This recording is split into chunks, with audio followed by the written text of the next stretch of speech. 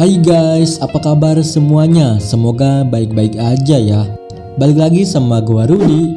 Di film kali ini menceritakan seorang pria tampan tunanetra yang mempunyai kisah hidup menarik. Pokoknya kalian bakalan baper karena film ini membuat kalian merasa kesal, sedih, terharu, dan kagum. Pokoknya campur aduk deh. Biar nggak banyak spoiler di awal, langsung aja masuk ke isi ceritanya.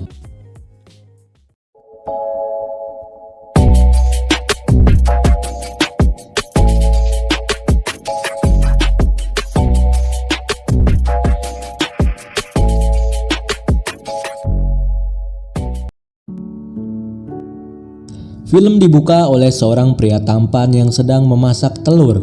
Pria ini bernama Rohan Bhatnagar, seorang tunanetra yang kehilangan penglihatannya sejak dia lahir. Walaupun dia memiliki kekurangan seperti itu, dirinya bisa melakukan berbagai hal seperti memasak di dapur, mencuci piring, bersih-bersih di rumah. Bahkan hal yang sulit dilakukan olehnya yaitu mengendarai sepeda, dia bisa melakukannya.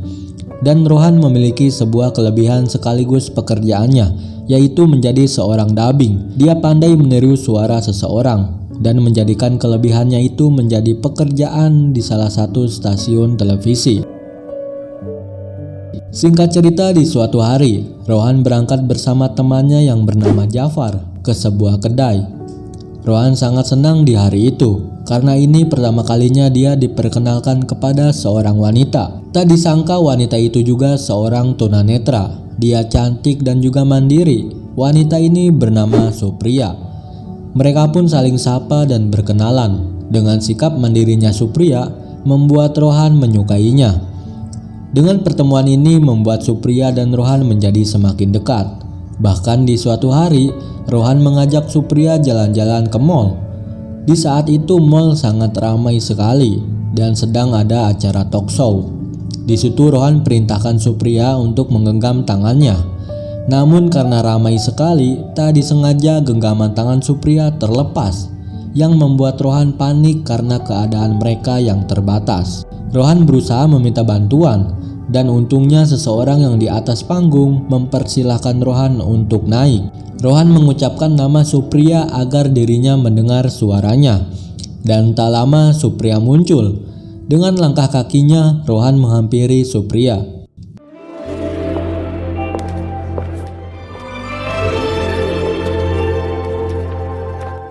Thank you.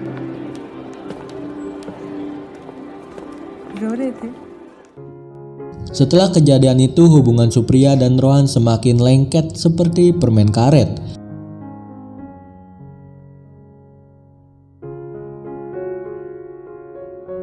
Mereka pun melanjutkan hubungan itu ke jenjang pernikahan, dan kini mereka bahagia sepenuhnya.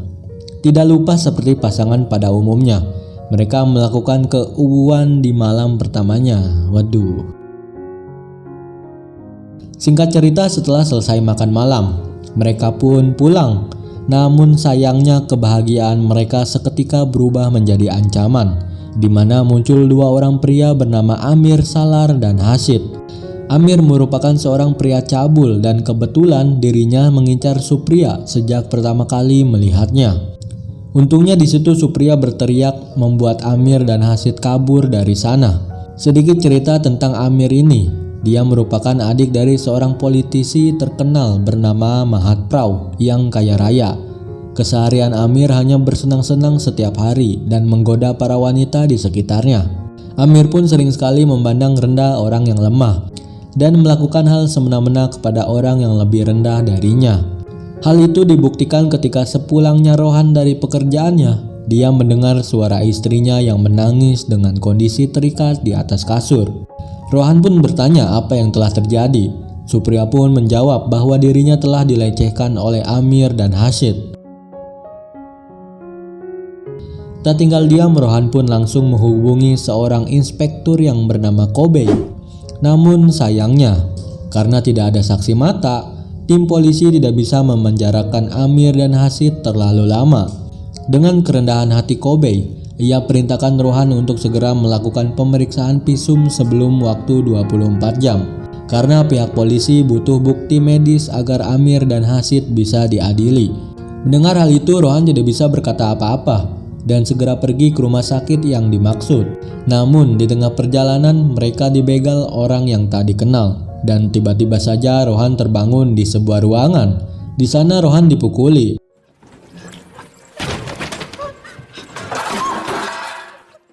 Bahkan Rohan dan Supriya dibuang ke tepi pantai.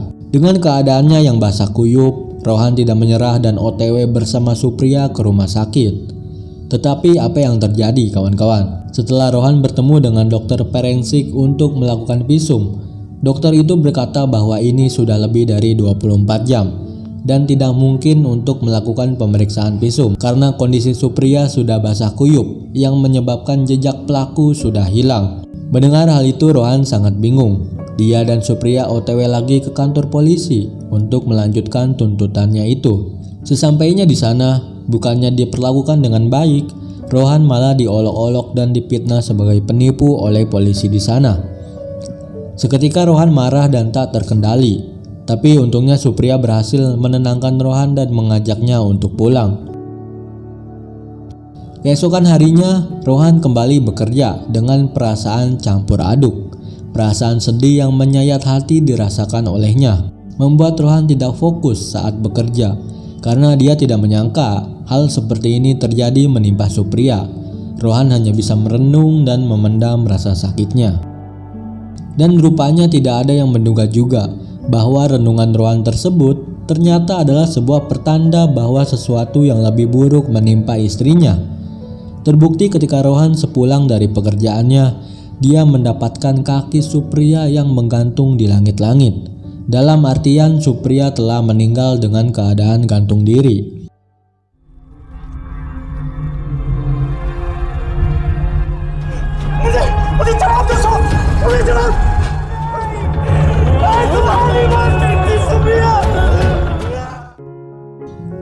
Sulit menjelaskan apa yang dirasakan oleh Rohan saat ini.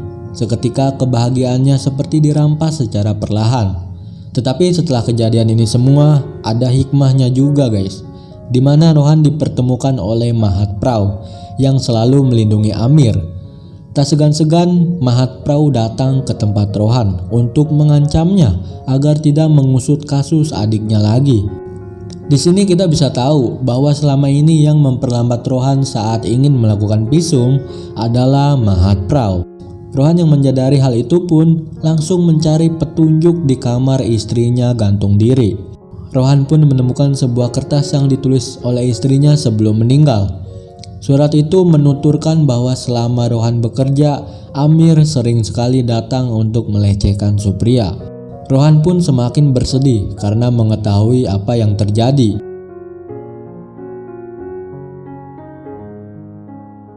Rohan pun tak tinggal diam, dia langsung OTW ke kantor polisi menemui Inspektur Kobe. Tetapi bukan untuk melanjutkan kasus itu.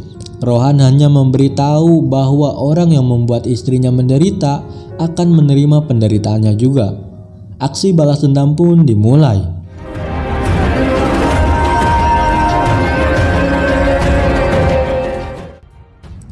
Langkah selanjutnya yang Rohan lakukan adalah menggunakan kemampuannya dengan meniru suara Amir dan juga Mahat Prau. Rohan merekam suara mereka dan mempelajarinya. Setelah itu barulah Rohan menelpon Hasid dengan berpura-pura menjadi Amir. Dengan tipu muslihatnya, Rohan perintahkan Hasid untuk datang ke tempat di mana Amir dan Hasid sering ke sana, yaitu klub malam. Dengan polosnya Hasid datang dan dikejutkan oleh Rohan yang sudah siap membunuh Hasid.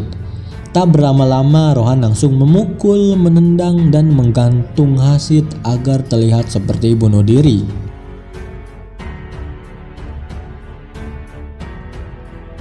Setelah urusan Hasid selesai, Rohan pun tak sabar ingin melanjutkannya untuk membalaskan dendam istrinya. Dan itu dibuktikan setelah usai dari pemakaman Hasid. Rohan langsung OTW ke wartel yang sama untuk menelepon Amir. Rohan berpura-pura menjadi seorang yang akan memberitahu siapa pembunuh Hasid. Rohan perintahkan Amir untuk pergi ke sebuah gudang yang tentunya di sana Rohan sudah bersiap. Ketika Amir datang, dia dihantam pukulan keras oleh Rohan menggunakan kayu. Tapi untungnya si Amir pakai helm. membuat dirinya masih bisa berdiri bahkan melawan Rohan sampai babak belur. Namun keberuntungan berpihak kepada Rohan, di mana dirinya bangkit dengan satu pukulan pas di mukanya Amir, membuat Amir pingsan tak sadarkan diri. Setelah Amir bangun, dia melihat dirinya diikat seperti halnya yang dilakukan dia terhadap Supriya.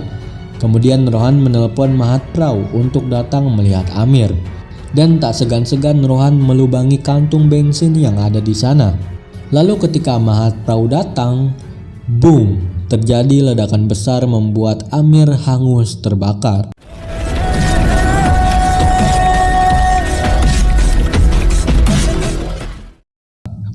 Wow, balas dendam yang begitu epik. Namun seperti orang bilang, tidak ada bangkai yang tak tercium baunya. Di mana ketika Rohan sedang mengobati luka-lukanya, Inspektur Kobei datang dan berkata bahwa dia akan menangkap Rohan dalam waktu 24 jam. Dengan segala penjagaan ketat yang dilakukan Inspektur Kobei itu sia-sia, bahwa ternyata Rohan bisa lolos dari penjagaan itu dan datang ke wartel yang sama untuk menelpon Mahatprau agar dia datang ke tempat yang sudah Rohan persiapkan. Mahatprau dan asistennya pun datang ke sebuah bangunan yang masih dalam proses. Mereka dikejutkan dengan kemunculan Rohan. Tak berlama-lama ketika asistennya Mahatprau mencoba menangkap Rohan, dia harus tertipu oleh perangkap yang telah Rohan persiapkan. Tersisa Mahatprau yang terus berusaha membunuh Rohan. Namun pada akhirnya Rohan memutuskan untuk loncat bersama Mahatprau dari atas gedung. Tapi ya ternyata Rohan sudah mempersiapkan semuanya, di mana dia masih selamat karena tali yang mengait di tubuhnya. Pagi tiba, Rohan sedang berada di tempat favoritnya, dan datang Kobei yang sudah yakin bahwa Rohan melakukan perbuatan itu semua. Kobei pun langsung memfoto Rohan, lalu pergi ke wartel yang selalu didatangi Rohan untuk menelpon korbannya. Namun apa yang terjadi kawan-kawan? Kobei tak menyangka ternyata pemilik wartel itu juga seorang tunanetra. Kini Kobei tidak memiliki bukti dan harus mengakui bahwa Rohan tidak bersalah. Film pun selesai. Itulah cerita yang sangat menarik dari film ini. Film ini berjudul Kaabil dari India dan film ini cukup populer. Menurut gua kalian wajib menonton film ini. Dan untuk durasi film ini nggak lama kok, cuman 2 jam lebih. So sekian dulu buat hari ini. Dan sampai jumpa di video selanjutnya.